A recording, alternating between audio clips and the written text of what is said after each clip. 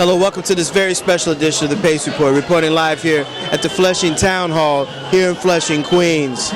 Tonight on the band stage is the legendary Joe Bataan, and for 5 decades he has really continued what he innovated back in the late 1960s, which is Latin soul. And what that is he took music from what he grew up listening to in East Harlem in the 1950s, which was doo-wop, as well as what evolved into soul music in the 60s, and took elements of Latin music via Boogaloo and formed what was a colossal sound. In fact, in 1966, he recorded a remake of Curtis Mayfield and the Impressions' Gypsy Woman, and it took off and catapulted here on the East Coast and worldwide. He's also been credited and hailed as recording one of the first hip-hop records, as well as coined the term Salsoul. I sat down with Mr. Bataan earlier and we talked about his roots in East Harlem. We talked about his days at Fania Records, as well as talked about how he continues to keep the music and the legacy and his name out there to millions of fans all over the world. So sit back, relax, and enjoy the sounds of Mr. Joe Bataan, live here at the Flushing Town Hall here in Flushing, Queens.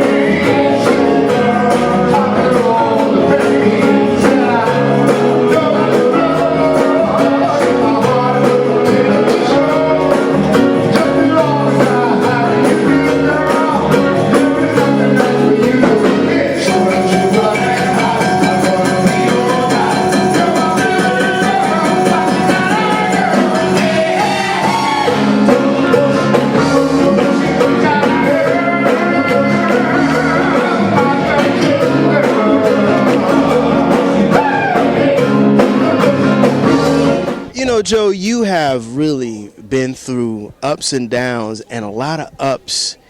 How do you feel now that you're now getting the notoriety that you deserve, and that now people are paying tribute to not only your music and your legacy, but also the music that you created in the mid 70s?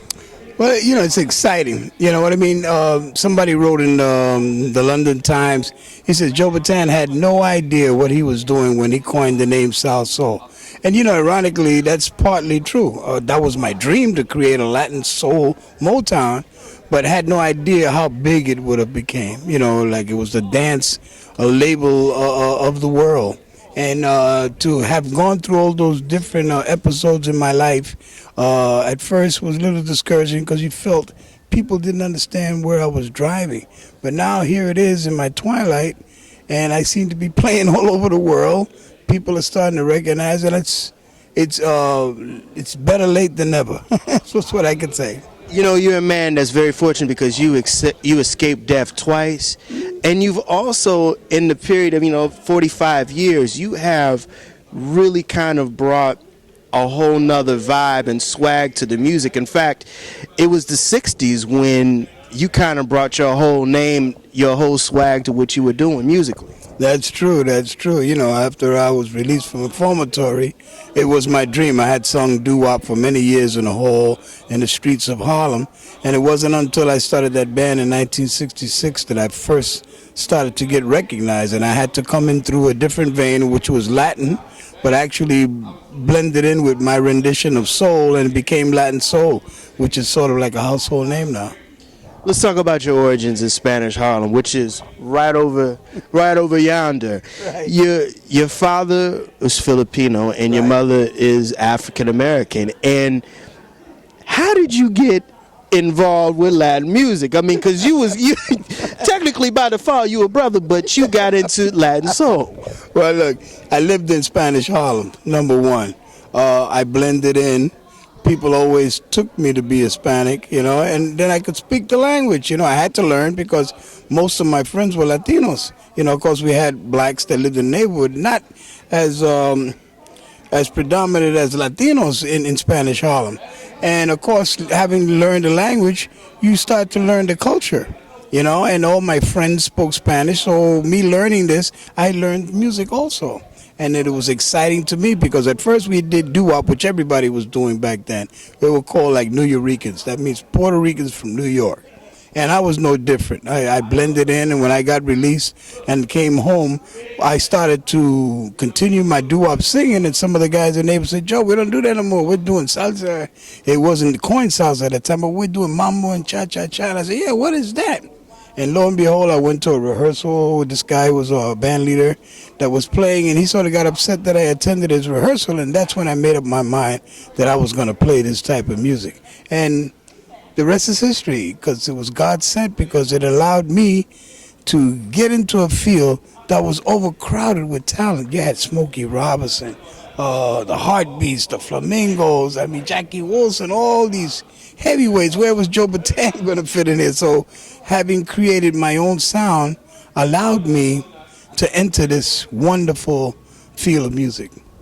You know, speaking of the 50s, and New York City really was the hotbed of the doo-wop era. I mean, you're talking like you had a whole cadre of doo-wop artists that kind of influenced R&B and soul as we know it. Who were some of your major influences growing up in the 50s? Well, without a doubt, Smokey Robinson.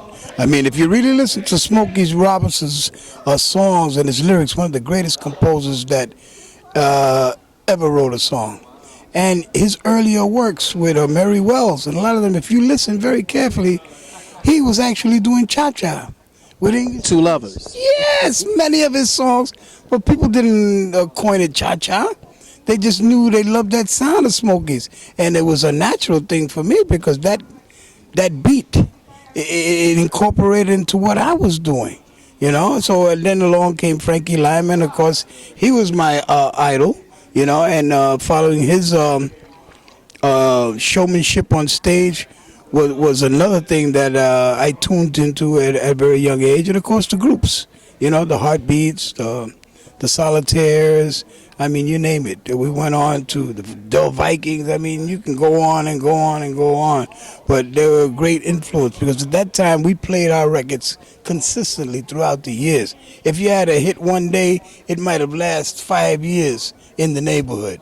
You know, so that's why we knew all our old songs. So when I started to do cover records later on, a lot of that generation had never heard these songs that I was bringing back. So it was traditionally thought that, well, Joe Bataan must have wrote this and he's bringing something out new, but it was a natural gift because I knew all these old songs and I said, if you missed this when I was growing up, then you need to hear it now. And that's what happened with Sad Girl, For Your Love, and When We Get Married, and a lot of the other tunes that I covered. I'm gonna search and search so wide away. Not sure I'll find a girl someday.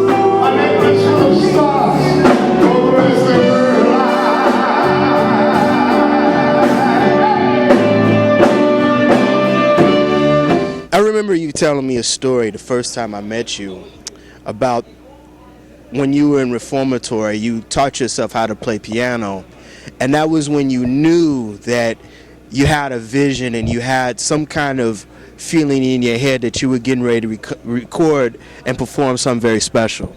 That's true. You know, I always loved to sing, and I had no musical training because we couldn't afford a piano, let alone an instructor. So having been sent to the reformatory was both, a setback and a blessing, because I studied under the tutelage of a Mark Francis, who was a professor at Juilliard and a graduate of Juilliard, and he would never allow us to touch our instruments unless we attacked his theory. And of course, we all wanted to play the instrument, so we had to wait maybe 2 or 3 weeks before we could touch the instrument, because we had to learn his theory, solfeggios and all the other things, ear training and such, And as a result, it helped me develop my skill much more. And then when I did the talent show at Kaksaki that time, and I had come home and I had learned maybe 4 different chords, which I could play upside down and sideways, it would become a different song. The inmate population went crazy. And right then I said, gee, if I can do this with 4 chords, imagine what I could do with a wealth of knowledge. And of course, that set me on the road to discover this wonderful thing called music. When you got out, within 6 months, you had your own formed band, and you guys were out here cooking in New York City. That's true. Now that I look back at it in retrospect, it all had to come from the big boss upstairs. There's no way. When I tell this story on and on, people are amazed, but it actually happened. I took a bunch of young kids who were 10 and 11 years of age, couldn't play, put them together in a 6-month span of time, taught them how to dance, and I developed my skills singing on the piano, and we were making records. Our first record, of course, was a cover of Curtis Mayfield's song, Gypsy Woman, which went top 16 on WWRL, and the rest was history. I want to go back to what we were talking about earlier as far as your musical influences. Latin soul was a term that had been used like in the late 50s and the 60s by La Lupe and Tito Puente. But Latin soul kind of came into existence when you came in and did Gypsy Woman. Right. Well, I look back in retrospect to see what my influence was, and it had to be my songs. I think it's the lyrics. In other words, you can say Latin soul and try to cover a record with 3 cute phrases, like, get to the beat, dance up, jump, jump. Everybody says that. But when you can tell a story, you're actually touching on the nitty-gritty of Latin soul, because now you're not only giving the music with the backbeat, you're also telling a story, and you're also trying to be melodic. And this gives the audience a different view of the music at hand, which is Latin soul. And that's the big difference, I think, that I brought to the table. Now, I understand that you wrote some Latin lyrics with Gypsy Woman, and it didn't work out at first, and then you decided to sing the American lyrics, the English lyrics, and then also you went against the grain against George Goldner, because he didn't want you to record it anyway. Right. What happened was, the music is mine. If you notice, it's nothing like Curtis Mayfield's song. And what had happened, we had this song, and we had developed this sound, which was a Boogaloo back then, and we had a singer by the name of George Pagan who was supposed to sing the lead. And he was having trouble with his diction. He couldn't pronounce the words properly. So he got upset with me and said, why don't you do it yourself? And I attempted. So the first thing I did was that I grabbed the book with the lyrics of Gypsy Woman, and I fitted them in to the music that I had written. And it fitted. I said, well, later on I'll change the words, and then everything will be hunky-dory. Well, what happened when we got to the recording studio, I had written the song Gypsy Woman, but a completely different version. And I forgot the words at the recording and sang Curtis Mayfield's record. So words. So in other words, I had to give him half credit, and I took half credit for the music, which was fine, because they're great words that Curtis Mayfield wrote anyway.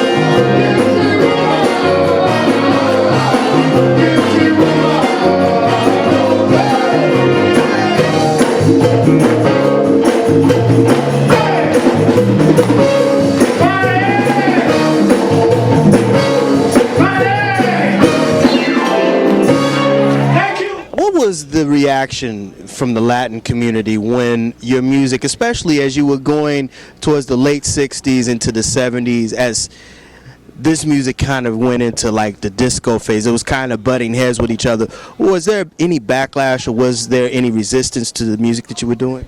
Sure. You know, after a while, it was taken for granted that I was of Latin descent, you know, and then when it was found out that I wasn't, people were sort of mystified. Well, how can he play Latin music and some of the lyrics are in Spanish? And it was totally not, from a purist standpoint, the typical way to play Spanish music. And that became an issue. What had happened, nobody was really doing what I was doing as far as doing lyrics and cha-chas in English, plus doing the Latin versions of my salsa. And what had happened was we were taking all the work from all the bands, I mean the big type bands back in the late 60s into the 70s. We were working 3-4 times a night. And of course, they developed jealousy. And I think it was during that time when I started to organize. I wasn't, I wasn't absent from doing so much work that a lot of the other groups were begging and asking how could they get involved. But actually they weren't playing the music that was making me popular. When I told them about organizing, getting health care, and sticking together as a group, everybody that came into the doors, a lot of them are gone now, but a lot of them are still around, they walked out, they couldn't agree, went back to the record company, told them that Joe Bataan was trying to organize and starting trouble, and of course I was blackballed. You see, at that time there was the assassination of Joe Bataan because I was the first rebel, the first artist to ever leave Fania Records.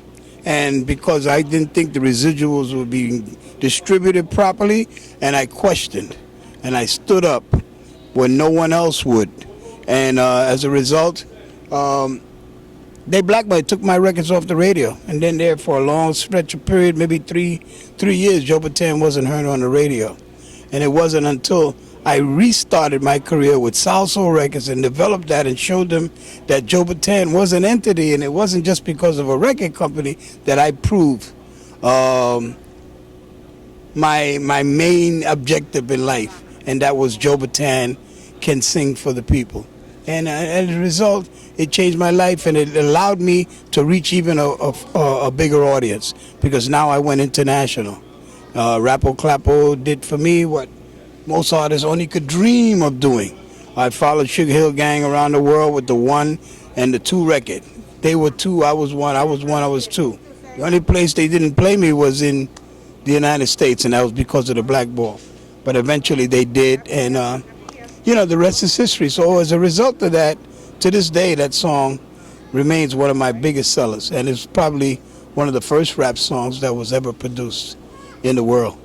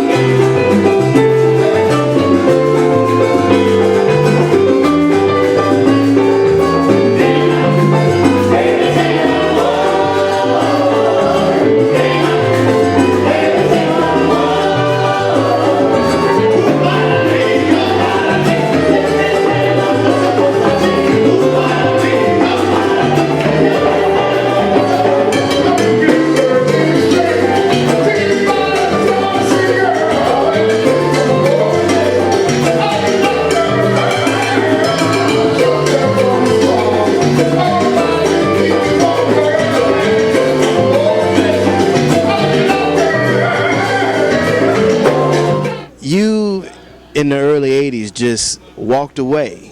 You just walked away from the music completely, and you did something that very courageous, and we need more guys and spirits what you did. You went and became a counselor to at-use risk. Well, you know, I had to eat. And what had happened was music was at an all-time low. You know, the disco era sort of moved bands out. Even though I played a lot with tracks, a lot of other groups died by the wayside because they didn't have tracks or weren't prepared for that abrupt change. But after that, things started to slow down after the disco period, and I spent time raising my family. You know, most of them were in karate. What's up? And we did that, and I went back, and of course in 1983 I was looking for a job, and you know, hadn't worked all my life, I didn't know if anybody would hire me, and I knew this was something that I could do as far as mentoring kids or kids that had been in trouble like myself.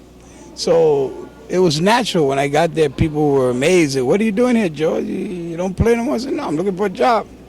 I got the job. I worked my way up for the next 25 years, and became a tour commander, and I ran the building at night.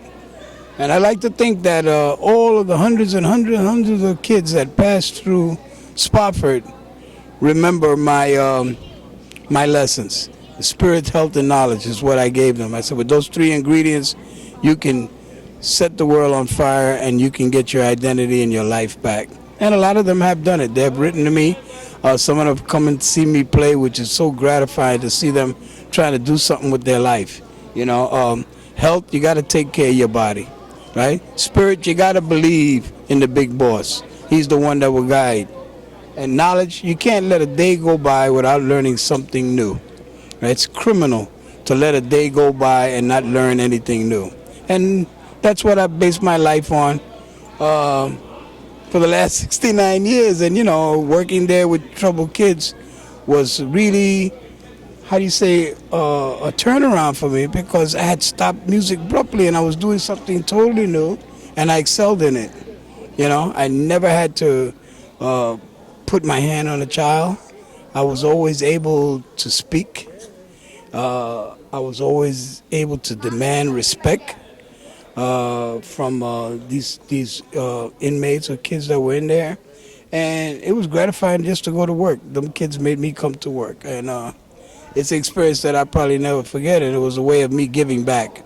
You know, having been in a place like that, I was able to use a lot of the skills and things that I went through to try to turn kids' lives around.